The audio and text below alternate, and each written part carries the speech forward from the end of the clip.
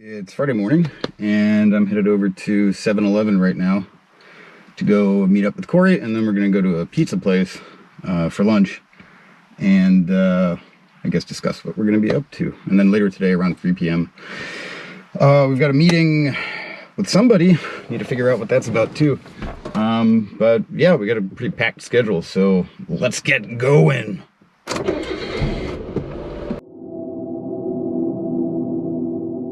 This really feels kind of like a roller coaster at like a really dinky, old school, rural amusement park. I mean, it actually very much reminds me of, I can't remember what the name of the ride was, but there was one at a place called Kennywood, which is, I don't know if I'd call it dinky, but definitely the like old school amusement park in the town that I grew up in, of Pittsburgh, Pennsylvania, well, city. But I think that's the Blue House. It's like cobalt. Oh, look at those. Oh man, that's gorgeous. Whoa! Yeah! That's what I'm talking about. Mountains.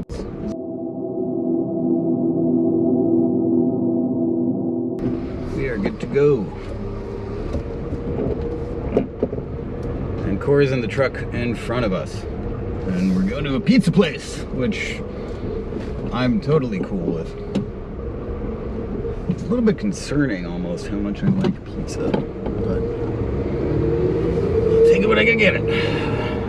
And you can even get it out in the middle of Minakami, which is quite rural. So that's awesome.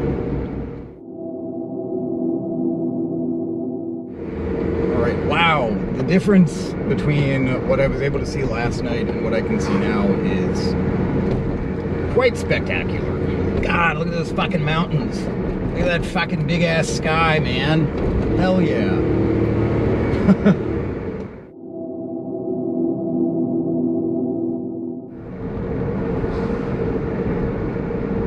But yeah, I think that's one interesting thing about like living in the city and getting used to all that is you sort of forget what dark looks like. And so, I mean, like even my reaction to the mountains, which I could not see at all last night, like you should, when you're constantly surrounded by neon and streetlights and all that stuff, like you actually forget how fucking dark night is. So even that is a little bit, I mean, I don't know if I'd call it jarring, but like that's something. So we're taking it right here.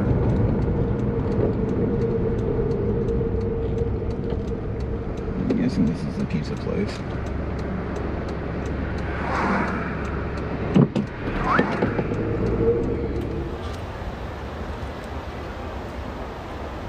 So this is part of Minakami anyway, and I guess the pizza place is sort of close by, but we're gonna go on a little bit of a walk with Corey's got a dog named like Scorpius. All right, also, turns out there's bungee jumping. So let's see if I do that.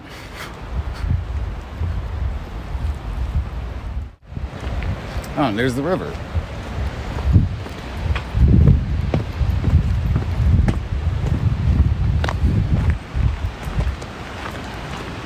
Yo. What goes into that? So there's like kayaking races that go on here. This whole thing is just set up with tents and stuff, and they get top level like trials, bicycle riders and slackliners and wow, fucking dog frisbee dogs, and I've been on the organizing committee since I moved out here. Oh yeah. And last year we started a race up one of the dams. So there's a few dams in the area. How is that, like ladder climbing? No, they built a stairway into the dam so you could walk around and see it. Yeah. So it was literally the first dam race in Japan, and it's through this. There's this organization called Sky Running, which is an international organization, and they do vertical shit, like serious vertical shit. Oh, okay. That name makes sense then. Yeah. No worries. So yeah, that was pretty cool. It was cool because as you, it may not surprise you, there's like dam geeks in Japan, and they want to visit all the different dams. I'd never thought about, but yeah, I had to think about. But yeah, okay, the otaku thing. There's like yeah. People like trains, people like bridges, And rivers, of course, there's jinja. collectibles, right? Oh, Each really? dam has its own card, so that was part of the draw. But it was cool. It was a small event, kind of a test, and people were really into it. And it went really smoothly. Yeah. So we'll do that again. Of course, the event got canceled this year. Yeah, and I feel like that's. I mean, there's a lot behind that, right? But it's places like this and events like that so far, like in relation to other types of things you could do, seem to me to be the most like the safest. Yeah. But of course, if you get a bunch of people traveling, Right. then you've got an issue. So, This we're going is to new. One Drop, aren't we? That's just their store. Okay. Their outdoor places right near where you're staying. Oh, okay, gotcha. But this is brand new, and this is cool. We need more of this stuff around here. It's the thing, wherever I've gone, thus far anyway, with regards to like Inaka or rural areas or whatever. One thing is, you got these nice cafes, there's a few new developments and stuff, but nobody fucking sets up Wi-Fi correctly so that you can do business there.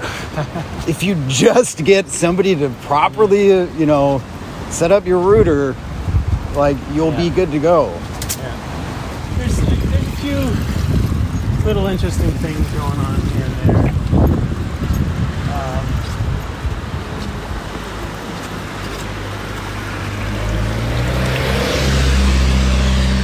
This place, Mikasa. All right. I haven't been inside it yet, but apparently, like a Colombian guy and maybe his Japanese wife, and it's supposed to be quite nice. All right. It's a restaurant? It's I think it's ryokan, Okay. and I think they have food as well. Now, I meant ryokan, guest houses, share all that stuff. Yeah. So far as I can tell, like, don't hold me to it, but thus far, 8 months or whatever into Corona, like, that to me seems like it's going to be a thing. Starting up new, cheaper places outside of the city. Yeah. So that's already happening in Yugawara. Yeah. That guy Dex that's coming to see you tomorrow, he used to run this place called Ruins, and they just ended up closing it down. Oh, yeah. This guy, Tiger, that just walked by, he has this glass shop. He makes some sick stuff in there. Really cool guy. Used to be like a raft guy and stuff. Just Oh, yeah. everyone in town knows him. But you can actually, he does little workshops in there, and you can make stuff. Oh, cool. It's really beautiful. Really beautiful stuff. This is the place?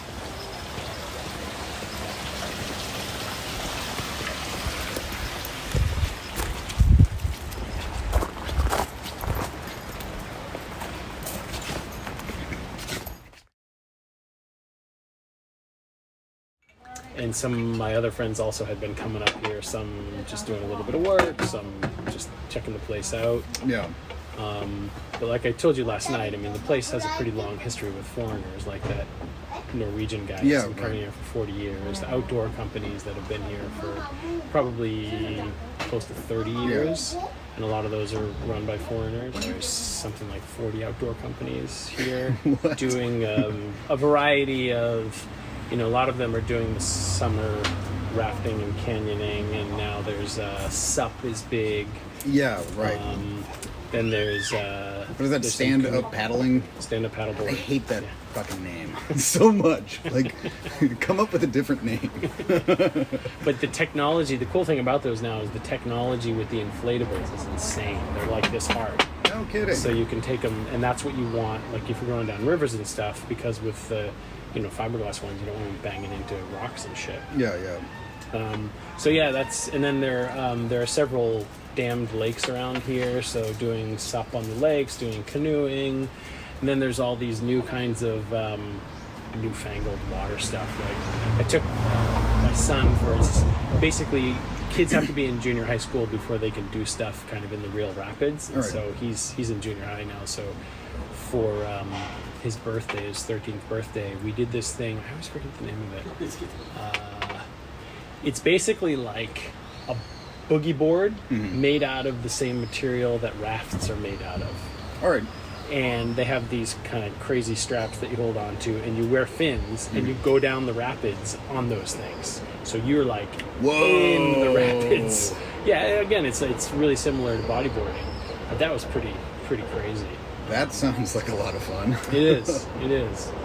And then there are other companies that are more winter focused, so taking people out backcountry skiing, snowshoeing, snowmobiling.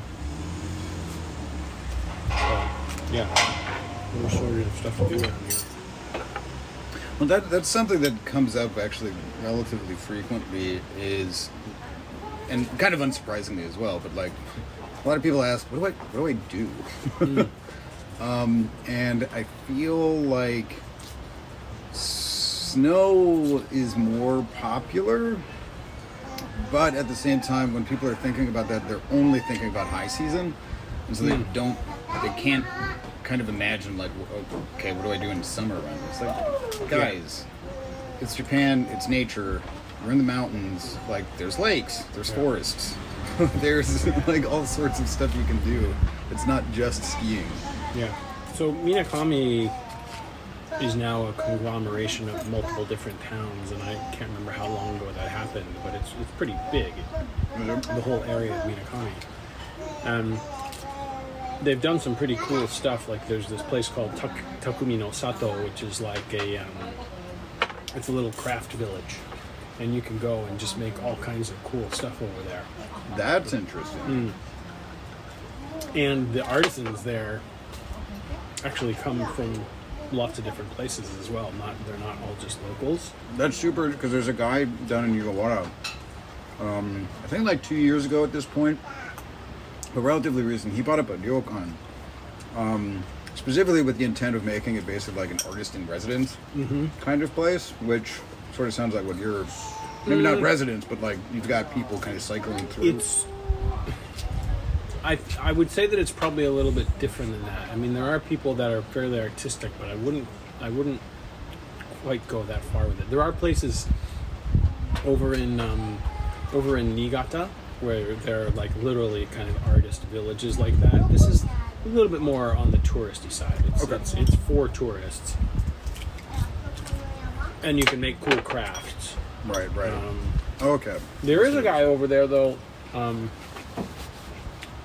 think he's Australian, and he's apparently an insanely high-level potter.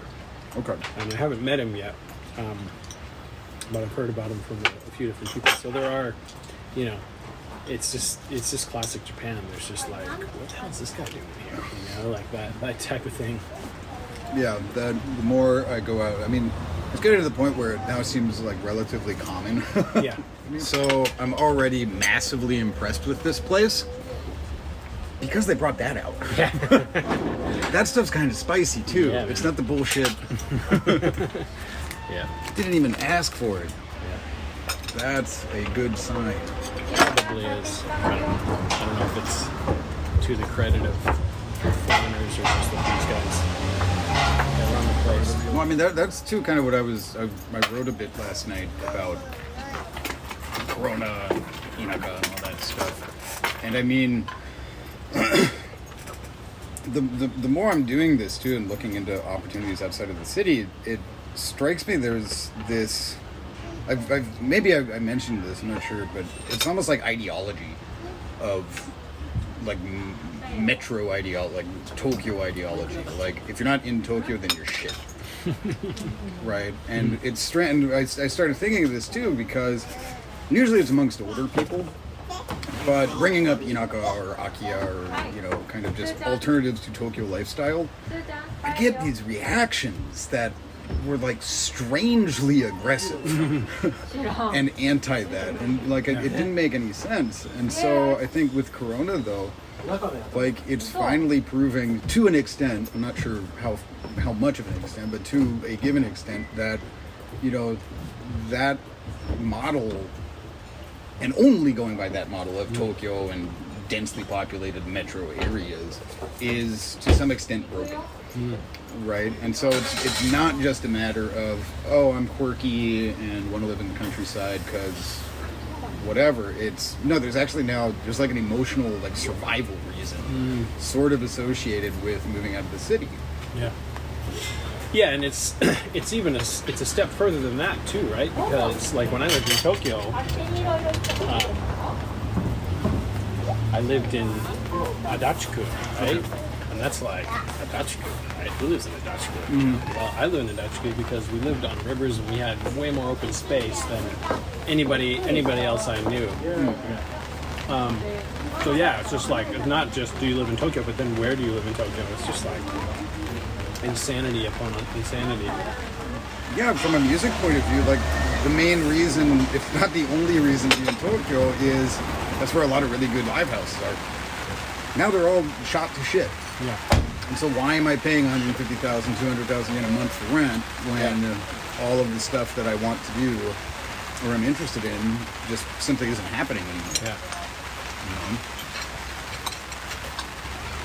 know? Yeah. Yeah, so I guess I haven't really can't remember how much of your story I've heard, but like your whole involvement with music stuff, and tell me a little bit about that. I'm curious about it. Yeah, so I'm a musician, a guitarist. I've played in a bunch of, technically I'm in a band right now, we're just not doing anything. But for, like 10 years, depending on how you look at it, but definitely after 2011. Yeah. And so it's relative. Not everybody does this, but it's once you start playing in bands, it's relatively easy to start doing everything else. So booking, tour management, and record labels, and all that shit. Like I said, not a lot of people end up doing it, but I did. And so, I mean, it's a super long story, but we kind of started in 2015 doing a bunch of kind of fledgling data science with specifically regards to Japan's extreme music, like heavy metal underground. Yeah. And that's where I perform and everything. And the reason for that is it's massive. It's absolutely huge and full of extreme talent, and yet for some reason, like, it's completely invisible to most people. It's similar to the rave scene here. Yeah, it's the same shit. And again, like, we happen to work with heavy metal, but yeah, it's the same with, you know, hip hop. It's the same with a whole bunch of genres, right? If it's not J-pop, basically, then you can't find it unless you already know about it. And there's that weird cycle of like, well, if you know, you know, but if you don't know, then how the hell do you start knowing? Sort of thing. And so in order to do that, or help support the scene, we started databasing venues, events, bands, record labels, and infrastructure, so like train scheduling and location and stuff like that. And with that, you know, we don't yet have the systems built, but just anecdotally we can, you know, say, oh, we've been tracking this stuff for a while, so if you go to that venue, you're probably going to want to charge this much and get this type of band and whatever, and just make the whole booking process a lot easier, right? And so we're still working on that, but with Corona, and actually the main reason I have all this camera gear now is the live music scene's dead, no matter where you go, right? And everybody's hurting, but especially venues. And so we kind of had, I don't know if I'd call it a pivot, but a friend of mine runs a company called Zycle, which does, well, they pivoted to like ticketed streams. Okay. So we do like audienceless concerts in order to raise money for the venue and support the scene and stuff. So that's actually why I have all this camera gear first and foremost. Nice. And but strangely enough, so that actually bleeds really well into Akiya, strangely enough. Yeah, and you said something about data governance. Well, that, exactly, what right? that meant. And so that methodology that we've developed over the last 8 or so years for underground extreme rock and roll in Japan is actually quite applicable to what's up with Akiya. Huh. It's that just like heavy metal or the rave scene or whatever, the data's out there, but it's just incredibly fractured, dirty, unmanaged, ungoverned, and all this stuff. So in order to access the thing that is indeed out there, that everybody kind of hears whispers and hints about, it's exceedingly difficult to get into, and so not a lot of people do. And so with Akiya and Inaka, one of our kind of our main angles of attack is, okay, yeah, all those stories about nice abandoned buildings in the countryside, they're there. It's just very hard to find them. So let us help you work through the data and find the thing. Maybe find the thing, because it's not a guarantee either, right? Yeah. But yeah, so strangely enough, I ended up in real estate because of heavy metal. That's awesome. I liked the story. Well, that also sounds like, yeah, that's something you'd hear in Japan. Exactly, man. That type of I don't know, totally unpredictable. Yeah, you did path. what? Yeah. But Nice. And I think that's one of the other things too, though, that especially rural areas in Japan provide is it's very off the beaten path opportunity. Yeah. And of course, that's not for everybody, right? Which is another thing, part of the narrative that needs handled is, generally speaking, along with this ideology that I was talking about with regards to Tokyo, the understanding of what Akiya or rural areas of Japan tends to be incredibly black and white. It's either, it's a bunch of dilapidated buildings and you can't do anything there and only dying people live there, or it's Tokyo.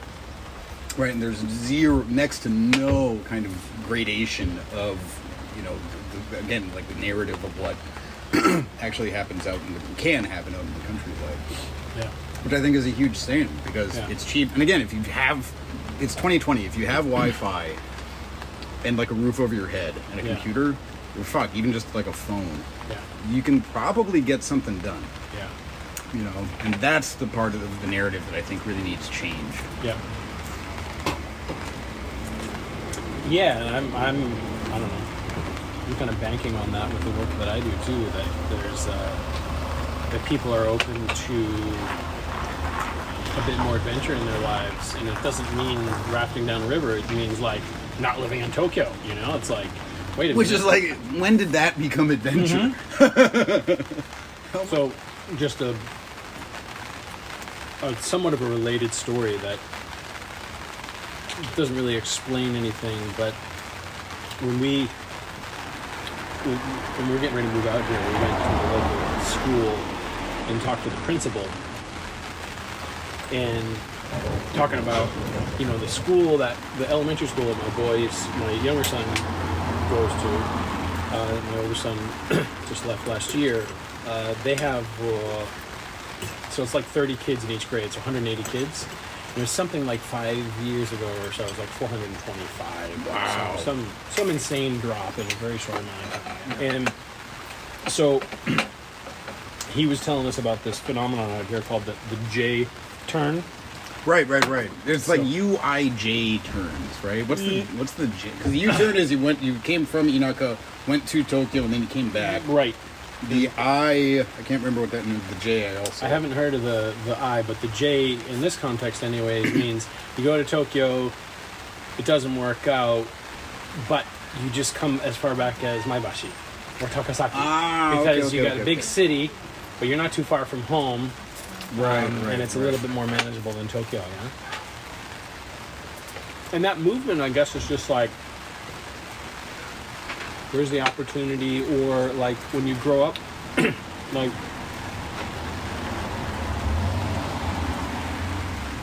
we talked to some of the local Japanese folks around here, and kind of gushing with like, oh, this place is so beautiful. They're like, yeah, we haven't really looked around like that before, I get that a lot.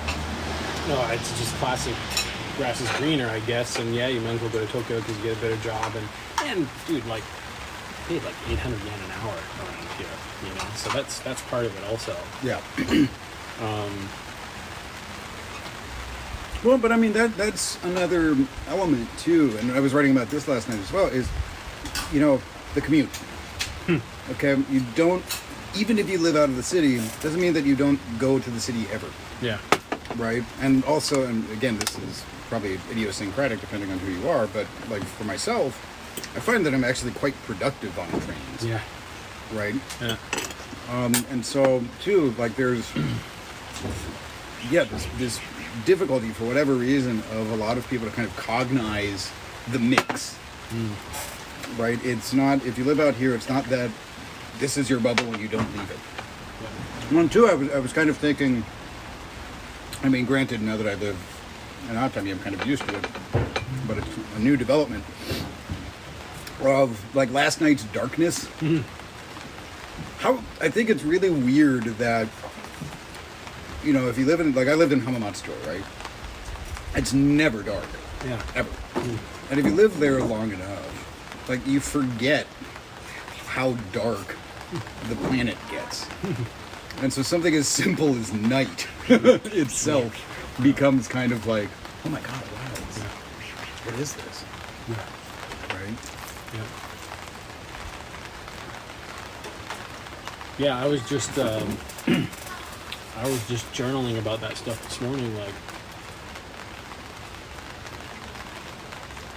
the stuff that I pay attention to now. I mean, I've been around nature a lot, but I was in Tokyo for like 15 years. And like this year in particular, again, thanks to Corona, because I'm in a completely different work situation and all that, I'm just paying way more attention to everything having to do with the seasons and stuff, and I just noticed stuff that I've never noticed before. And it's like, it's all about this this slowing down. Yeah. This phrase I've had in my mind lately is slowing is knowing. Oh, I like that. It's just like things come into clearer view, It was interesting too, you bring up the slow thing. Way long ago, when I lived in Iwate, and like the town motto was slow life. Yeah. And I still, like, one of my friends had like this graffiti design, spray paint, big sign in his room that just said slow life. And that's always stuck with me. Yeah. Right? Like, yeah, do your work, everybody's got a job, everybody's got something to do, but like, do it for a few hours and, go live. Yeah. Right? Yeah, it's just there's no incentive for that in society. It's like you're a badass if you never stop working. Yeah, and like, I mean, Silicon Valley has certainly romanticized that. Yeah. It's like, man, I just want to eat pizza and sit on a porch.